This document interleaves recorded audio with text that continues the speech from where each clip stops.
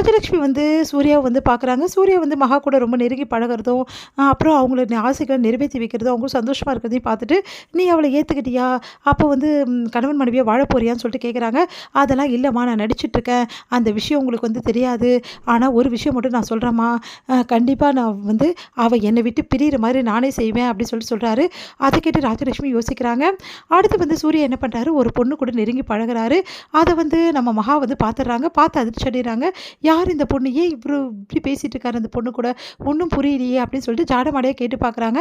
ஆனா, அவரு எந்த பதிலுமே சொல்ல மாட்டேங்கிறாரு. ஃபோன்ல வந்து அந்த பொண்ணுகிட்ட மணிக்கணக்கா பேசுறாரு. வேணும்னே வந்து முன்னாடி நின்னு மகா எதிரவே வந்து பேசுறாரு. இத பார்த்த மகா என்ன பண்றதுன்னு தெரியாம தவிக்கிறாங்க.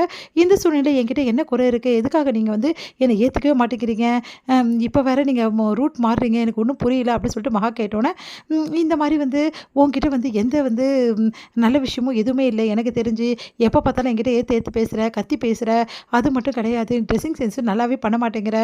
உன்கிட்ட நெறைய குறைகள் இருக்கு." அப்படின்னு நம்ம சொல்றாரு. அத கேட்டு செமையா டென்ஷனான மகா என்ன பண்றாங்க, தன்னை மாத்திக்கிறதுக்காக நெறைய முயற்சிகள் மேற்கொள்றாங்க. தொடர்ந்து வந்து என்ன பண்றாங்கன்னா, அவங்க ட்ரெஸ்ஸிங் சென்ஸ் எல்லாமே மாத்தி என்ன பண்றாங்க, நல்லா சூப்பரா வந்து அழகா வந்து மாத்திக்கிறாங்க.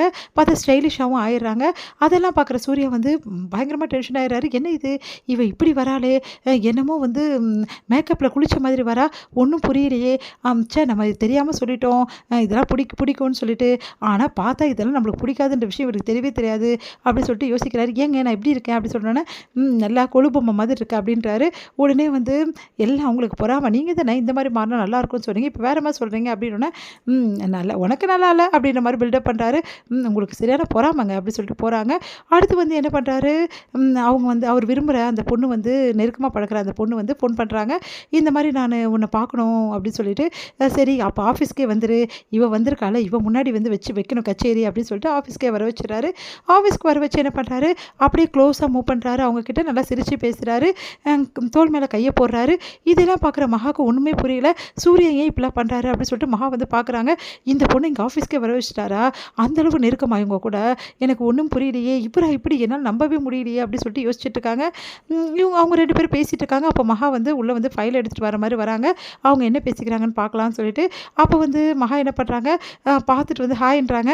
இவங்களும் ஹாய்ன்றாங்க. சரி, அவங்க எவ்வளோ நல்லா பேசுறா! ஒரு வார்த்தை கூட பேச மாட்டேங்கிறா. நான் தான் ஹாய் சொன்னேன்ல அப்படின்றாங்க. சரி, உங்கள பார்த்து ரொம்ப நல்லா இருக்கு. ஆனா நீங்க இந்த ட்ரெஸ் ரொம்ப நல்லா இருக்கு." அப்படின்னோனே, "ஒரு சிலருக்கு இந்த ட்ரெஸ் ரொம்ப பிடிக்கும். அதுக்காக தான் நான் போட்டுக்கினேன்.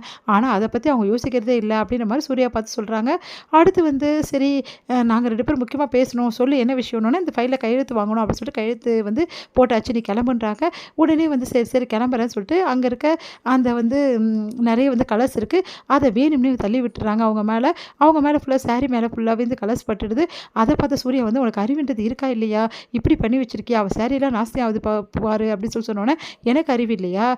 யாருக்கு அறிவு இருக்கு? யாருக்கு அறிவு இல்லன்னு முதல்ல தெரியுதா? ஒய்ஃப் கிட்ட வந்து ரொம்ப மோசமா நடந்துக்கிறாங்க. ஆனா வேற ஒரு பொண்ணுகிட்ட மட்டும் நெருக்கமா நடந்துக்கிறாங்க.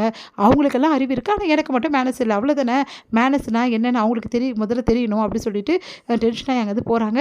இத பார்க்குற வந்து அவங்க ஃப்ரெண்ட் என்ன பண்றாங்க, உடனே வந்து சொல்றாங்க, "இந்த மாரி வந்து ஒய்ஃப் கிடைக்க நீ குடுத்து வச்சிருக்கலாம். அவ எவ்வளோ பொசசிவா இருக்கா பாரு.